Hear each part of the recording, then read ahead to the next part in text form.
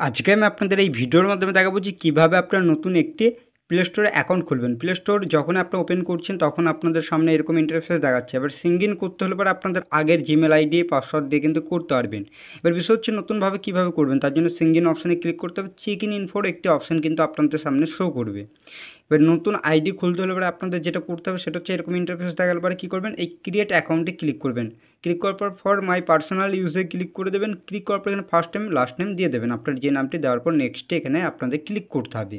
এবার যখনই ক্লিক করবেন বেসিক ইনফরমেশনের মধ্যে এখানে ডেট অফ বার্থ দিয়ে দেবেন। তারপর জেন্ডারে ক্লিক করবেন, ছেলে হলে পরে মেল আর মেয়ে হলে পরে ফিমেল আপনারা সিলেক্ট করবেন। করার পর নেক্সটে ক্লিক করে দেবেন।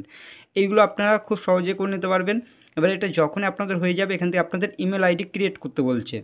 এবার এটা করতে হলে আপনাদের কী করতে হবে, এখানে নিজের মন মতন করতে পারেন বা এখানে মোবাইল ক্লিক করতে পারবেন। ইউজ মোবাইলে ক্লিক করে আপনাদের মোবাইল নাম্বার দিয়ে কিন্তু হয়ে যাবে। ইয়েস ইউজ নাম্বারে ক্লিক করে দেবেন।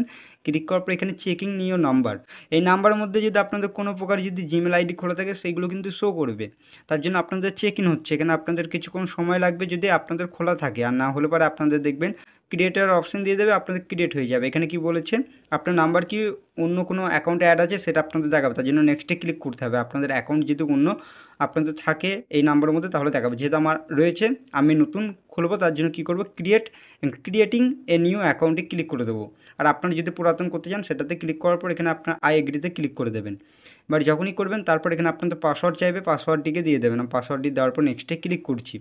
এবার ক্লিক করার পর এখানে আপনারা রিভিউ ইউর অ্যাকাউন্ট ইনফরমেশান এগুলো আপনারা চেক করে নেবেন ঠিকঠাক আছে কি না। এবার যখনই এটা আপনাদের কমপ্লিট হয়ে যাবে তখন আপনারা নেক্সটে ক্লিক করে দেবেন ঠিক থাকলে। ক্লিক করার পর একটু নিচের দিকে আসবেন, এখানে প্রাইভেসি অ্যান্ড টার্মস যেটা রয়েছে আই এগ্রি অপশানে ক্লিক করবেন। এবার যখনই করবেন তখন দেখবেন আপনাদের এখানে কিছুক্ষণ ওয়েট করতে হবে। ওয়েট করার পর দেখতে পারবেন আপনাদের যেই প্লে স্টোরের আইডি সেটা কিন্তু আপনাদের তৈরি হয়ে যাবে। এখানে গুগল সার্ভিসের অপশান দেবে, এটা আপনারা মোর অপশানে ক্লিক করে দেবেন নিচের দিকে, তারপর অ্যাকসেপ্টে ক্লিক করবেন। ক্লিক করার পর এখান থেকে দেখতে পারবেন আপনাদের প্লে স্টোর আইডি কিন্তু তৈরি হয়ে যাবে। তারপর আরেকটি ইন্টারফেস কিন্তু আপনাদের সামনে শো হবে, সেটা হচ্ছে আপনাদের এখান থেকে দেখাবে, দেখতে পারবেন এখানে টার্মস অ্যান্ড সার্ভিস যেটা রয়েছে এটা আপনি অ্যাকসেপ্ট করে নেবেন। করার পর এখানে আপনাদের প্লে স্টোর আইডি খুলে যাবে।